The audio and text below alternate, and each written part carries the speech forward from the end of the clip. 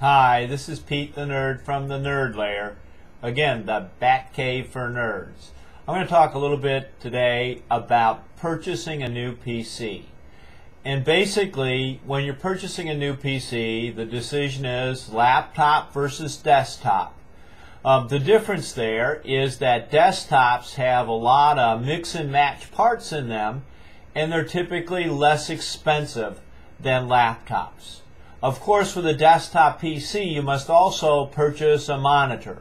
So in that case, by the time you get the monitor and the desktop PC together, you may have something that's very close to the price of a laptop. Typically today, laptop prices run between $400 and about $700 in stores. And you can buy them at a variety of places, including Walmart, and you can go to Staples or BJ's or other types of wholesale clubs and get them at a pretty good price. Okay, desktops similarly are found in those places with monitors, and you can buy the cheapest desktop I've seen has been $250. Typically, the amount of memory that comes with either desktop or laptop today is about 3 gigabytes, but more often 4 gigabytes of memory. And the disk drive size is about 512 gigabytes worth of disk drive storage space, but some may have less. Now, these parameters compared to what you had with older desktops and older laptops are huge. I mean, they're 2 or 3 or 4 times the capacity of what you found in laptops that were sold just a few years ago. And I'm going to show you a couple of details about laptops and talk about them so that you've got a little bit more idea of what's going on. So let me introduce you to a couple of laptops here. I have 2 of them here. This one I'm going to tweak up right now is an old Inspiron Dell laptop here. I've had for a number of years. This one cost me $1,200 from Dell. I've upgraded it over the years several times. This now has a 240 gigabyte disk drive in it, although unfortunately, because this is an older computer, it doesn't work real well with the 240 gigabyte disk drive as an entire drive. It only works with part of it. So I've had to chop the 240 gigabyte disk drive into 2 parts.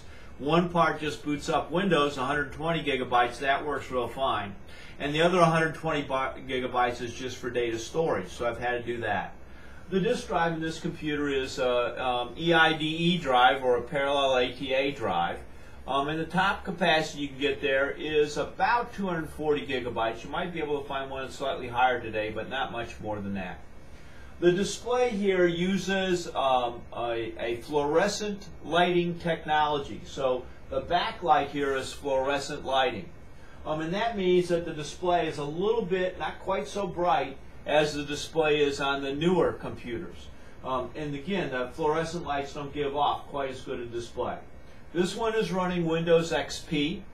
It has a single processor CPU. It's adequately fast for what it's doing. It served me well for a bunch of years, and the display size here is about a 15-inch display size, kind of widescreen at the time. Also, it means that what we find here is that the keyboard is rather small. You've got an area here, but there's no separate keypad for numeric keys or any of that stuff. And you have your touchpad here for doing your mouse type of operation. So, but this has been a typical older laptop computer. Again, at the time I purchased it was $1,200. Now this computer is a newer laptop computer. This is an Acer laptop computer, and oh, I guess it is moving now. I've got to log in here again. Let me put in my secret password. Oh, nope, missed up. Okay, let's go back here. Come on back. Oh, okay. This one is running Windows 7. The display technology, this is a 17-inch wide display. The display technology here uses LEDs, light-emitting diodes. So the contrast and brightness is much greater than it is with the old laptop. Most importantly, the LEDs last a long, long time. whereas the fluorescent technology does burn out. I had an old Sony that after 1 year the display just went dark because the fluorescent bulbs burnt out, whereas this should last for years and years and years. The LEDs, they should last for a very, very long time unless there's some kind of super voltage or something like that that damages them. This one has a 500 gigabyte serial ATA drive, and I tried to put a larger drive in it, but I found the thickness of the drive was too much to put in there. It takes a 9.5 millimeter high drive, whereas the larger drive is 12.5 millimeters, just won't fit.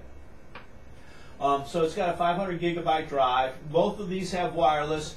This also has a built-in webcam, so I can shoot videos with it, whereas the older one does not. You have to have a separate webcam for that.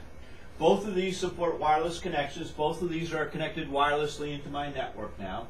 The big thing with Windows 7 is you can have the gadget bar over here with all kinds of cool gadgets on it, as well as I get the desktop background to change periodically. I change mine about every 3 minutes or so, so we should see that change fairly soon. And I've got an external mouse here. I can put an external mouse on that, but I can use the touchpad. I think I've got the touchpad disabled when this is running, so I have to use the mouse, right? So if I go over any of the things on the gadget bar here. But the technology is quite a bit different. This has an i3 Intel processor. It's a dual-core processor. It has 4 gigabytes of RAM, a 512 gigabyte disk drive, plus the LED display. And this is about a $600, $633 laptop computer right now. You can pay anywhere from, again, $400 to $700 for these laptops. You can get more powerful processors, but the big performance things with Windows 7 is the graphics, and the graphics is a limiting factor here. This has fairly good performance, but with better graphics it would go up higher. And also I could put a solid-state drive in here, and that would make it even higher. Unfortunately, the solid-state drives are not very large capacity, so I'd have to run externally off of a larger disk drive as a data storage drive, and just use the internal drive to run the computer and run Windows. So this is a little bit about laptop computers and purchasing them and some of the parameters that you'll find. Desktops are similar. The new displays will use LEDs. They'll also have similar features in terms of memory and disk drive storage. But again, with desktop computers, you can mix and match parts. I guess one last thing to say is the Apple versus the PC. Which one's better? Well, they're both computers. The big difference there is Apples are hugely expensive, very, very costly PCs. Where I'm paying $600 for this computer, I would be paying double that, maybe $2,000 up to $2,000 for a Macintosh computer. The repairs, because the computer's so expensive, a lot more expensive to repair a Macintosh. And boy, I'd love to do that. I mean, because I could make good money repairing Macintoshes. Whereas with these PCs, wider range of products work with them. They're a lot cheaper PCs, so the cost is the big difference there. Otherwise, they're about the same. The Macintosh has a more controlled environment, fewer options to work with it, so it runs smoother than does PCs. PCs, a less controlled environment, so you got everybody and their brother making products for PCs. That means you've got a wide range of products, cheap products, but PC things kind of crash because you can get bad blends. Although my blend is pretty good. Well, look, I've said enough. This is Pete, again, the nerd from the Nerd Lair. If you have any questions, write me at dialanerd, DIALANERD, @verizon.net, and I'll be pleased to answer them. Okay, thanks for tuning in. Bye.